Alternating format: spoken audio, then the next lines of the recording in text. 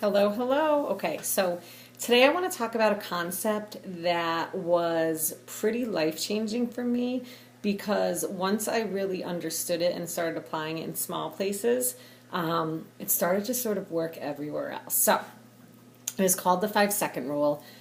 It was a book written by Mel Robbins, and it's science backed. So the best way I can explain it really quick is that we something like I think we make something like 30,000 decisions a day or like 35,000 decisions a day. A lot of them are automatic, and you don't even think about them, you just do them. And some of them you have to think about a little bit, but most of the time it's there's this 5 second pause, right? Or this 5 second gap between something that happens to us and then how we react to it or what we do with that, okay? And what happens often is something that we want to do, say it's like a goal you have, or say it's something that you strive for, or something that happens, or it happens, and then in that 5 second gap, self-doubt comes in. And that self-doubt prevents you from doing the behavior, or from calling the friend, or from going for that job, or from, sending that email. And really what happens is you don't end up where you want to be, right? So, concept of the 5 second rule is that you're actually supposed to take over that prefrontal cortex of your brain, that you get immediate control over your thought and action, and you can beat self-doubt just by counting backwards, 5, 4, 3, 2, 1, and then going, and then acting on it. Because what happens is you block that self-doubt from entering your mind. Now, this may sound a little crazy, but where I started this was actually with hitting the snooze button. I've always sort of been into waking up early. I like to get my workouts done in the morning, but it was hard for me, especially like on nights that I would stay up late. So after reading the 5 second rule, I started using it when my alarm would go off. Instead of me like sort of talking myself out of it and being like, oh no, I just want to stay in bed, or oh, I could do 15 more minutes, like I could cut off this part of my workout.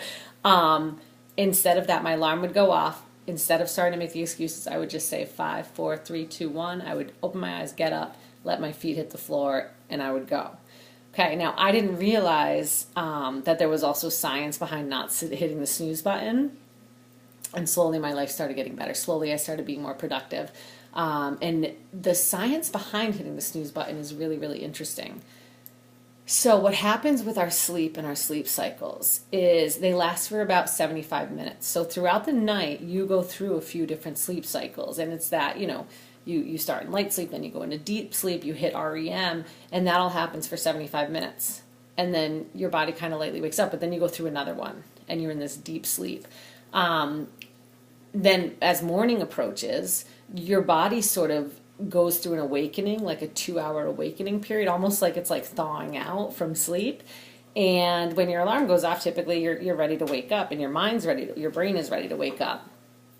So what happens when you hit the snooze button is that you start a whole new sleep cycle. So even though you're getting an extra 10 or 15 minutes, that alarm goes off again, and now you've interrupted a sleep cycle. And your brain is actually in something called sleep inertia, which is kind of crazy.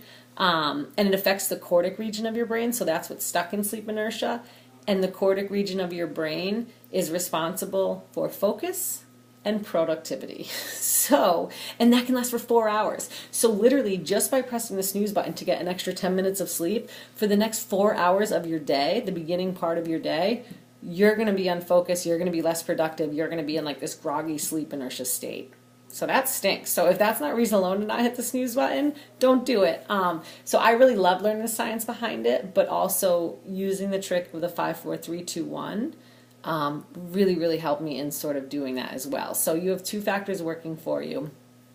It's something that you can use to change small things, okay?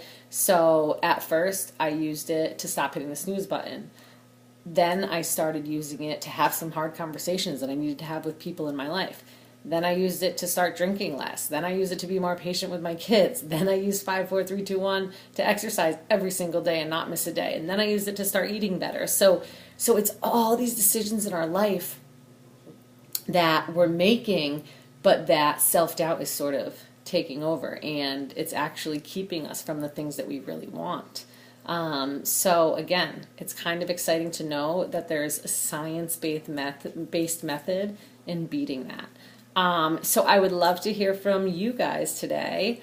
What are you going to apply? The 5-second rule. I hope I've explained it well enough. And if I haven't, get the book or listen to the audio book because it is incredible.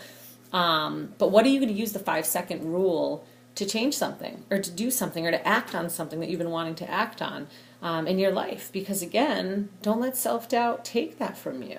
Okay? You deserve it. Obviously, you want some sort of a change for a reason. So let's start small. Let's just think of something. If you're a snooze button person, I hope I talked you out of hitting the snooze button, and we can try that for tomorrow, especially now that you know the science behind it. And the one thing I'll add to that with sleep is like, say there's one night where you do have to stay up later and you do have to wake up and you're only going to get 5 hours of sleep and you know you're going to be exhausted, and you're not even going to get to that thawing state when your alarm goes off. There's no reason to hit the snooze button, but a way to shock your body and your brain out of sleep inertia is to get into a really cold shower. So if there is those days where you're getting minimal sleep and you don't want to be walking around in a state of sleep inertia where you're foggy and unproductive, hop in that cold shower. It'll shock your brain and you will be out of it quicker and feel more awake and alert. So hope this helped. Let me know what you're going to use the 5, 4, 3, 2, 1 rule on in comments below. And I'm just excited to hear and excited to work with you guys towards them.